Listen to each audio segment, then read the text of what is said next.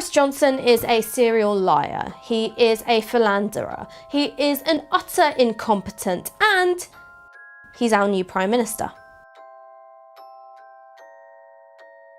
His estranged relationship to competence, honesty, or basic human decency hasn't been any barrier to achieving success. Being sacked from the Times for making up a quote didn't stop Boris Johnson from landing a column at the Telegraph worth £275,000.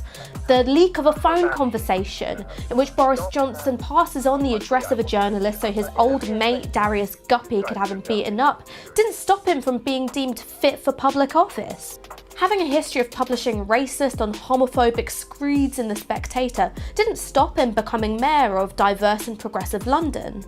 And indeed, writing an article backing Remain just 2 days before coming out for leave didn't stop him from being hailed as a true Brexiteer by ERG headbangers.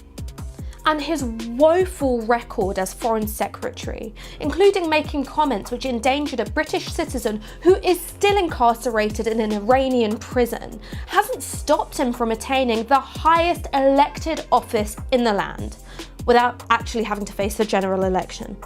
Boris Johnson's career has had the quality of a particularly gnarly strain of cystitis. There is no blunder so catastrophic, nor a resignation so decisive as to permanently prevent his return to the forefront of national politics in an ever nastier form. So you can see why he makes such an attractive candidate for the Conservative Party. The man looks unstoppable, or untreatable. But from where I'm sitting, Boris Johnson doesn't actually look all that invincible. In reality, he faces many of the same problems which managed to end Theresa May's premiership, plus a few more. So, as some of you may remember, back in 2017, Theresa May lost the Conservative Party's majority in Parliament, which meant that the Conservative Party had 310 seats, backed up by 10 DUP MPs in a confidence and supply arrangement. So that meant that Theresa May had to rely on 320 MPs versus 317 MPs, which is the sum total of Labour, the SNP, the Lib Dems, the Independent Group for Change, or whatever it is they're called now, Plaid Cymru, and the SNP. Did I already say the SNP? The SNP. Okay, so pay attention. The two numbers that you need to remember are 320 and 317. The two spanners in the works for the Conservative Party are the fact that there is a by-election being held in Brecon and Radnorshire because the Tory MP was convicted of expenses fraud, and the fact that Charlie Elphicke, a Conservative MP who's just been charged with 3 counts of sexual assault, has had to have the whip suspended. So if the Lib Dems win in this by-election next week, which the polls predict they are likely to do, you've got the opposition number of MPs going up to 318.